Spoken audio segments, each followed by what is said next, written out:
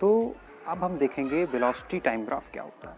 अगर मान लीजिए कि आपकी स्पीड टू वेलोसिटी स्पीड, हम स्पीड वेलोसिटी सेम कहेंगे क्योंकि वेलोसिटी में केवल डायरेक्शन होती है, बाकी सब स्पीड जैसा ही होता है, पता है आपको। तो ये वेलोसिटी टाइम ग्राफ है। वेलोसिटी को हमेशा रखेंगे हम, वेलोसिटी को रखेंगे हमेशा बाई एक्सिस पे एंड टाइम को रखेंगे हमेशा एक्स एक्सिस पे। ध्यान रखेंगे, ये छोटी छोटी चीज़ें हैं।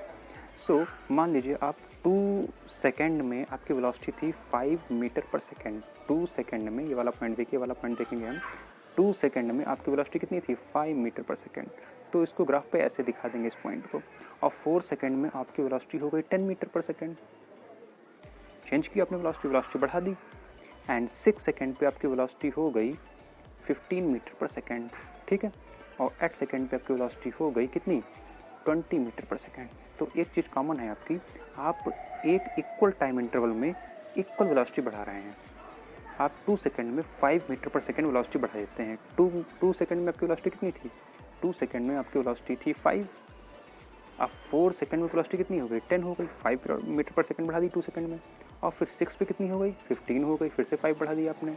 8 में कितनी हो गई 20 हो गई। तो जो हमें ग्राफ मिलेगा वो मिलेगा straight line for constant speed. Okay, ध्यान रखेंगे।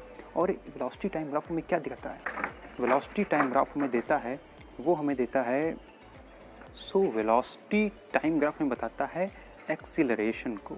ओके, जैसे डिस्टेंस टाइम ग्राफ बता रहा था वेलोसिटी को, और वैसे ही हमारा वेलोसिटी टाइम ग्राफ बताएगा एक्सीलरेशन को।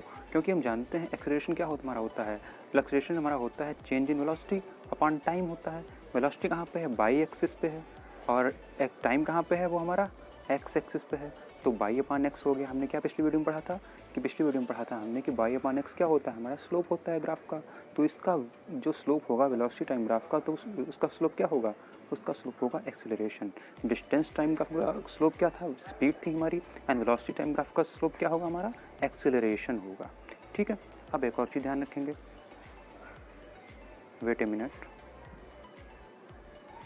इसको इस्तेमाल कर लेते हैं।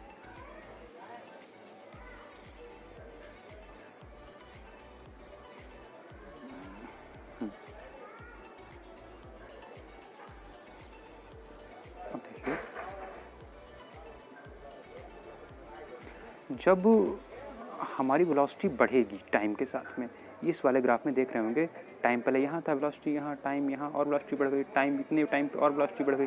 तो जो ग्राफ होगा वो पॉजिटिव स्लोप होगा, और उसे हम कहेंगे यूनिफॉर्मली एक्सेलरेटेड मोशन। ठीक है। लेकिन अगर हमारी वेलोसिटी इस ग्राफ में देख रहे होंगे, टाइम जब 0 था तब वेलोसिटी इतनी थी, टाइम थोड़ा और बढ़ा लेकिन वेलोसिटी क्या हुई, पहले से कम हो गई। वेलोसिटी कमी तो हुई पहले यहाँ भाई ज़्यादा वेलोसिटी है, यहाँ कैसी कम हो गई, फिर और टाइम पे यहाँ पे वेलोसिटी क्या हो गई, और कम हो गई वेलोसिटी हमारी। ठीक है। तो वेलोसिटी हमारी क्या हो रही है, वेलोसिटी हमारी घट रही है, हम अपनी स्पीड को घटा रहे हैं, यानी कि यहाँ पे डिसेलरेशन हो रहा है।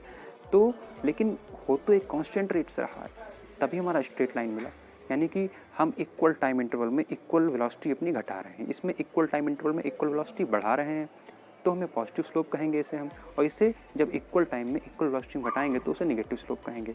तो इस वाले कंडीशन में हम कहेंगे यूनिफॉर्मली एक्सेलरेटेड मोशन कहेंगे इस वाले केस को, और इस वाले केस को कहेंगे यूनिफॉर्मली रिटार्डेड मोशन। ये चीज़ ध्यान रखेंगे।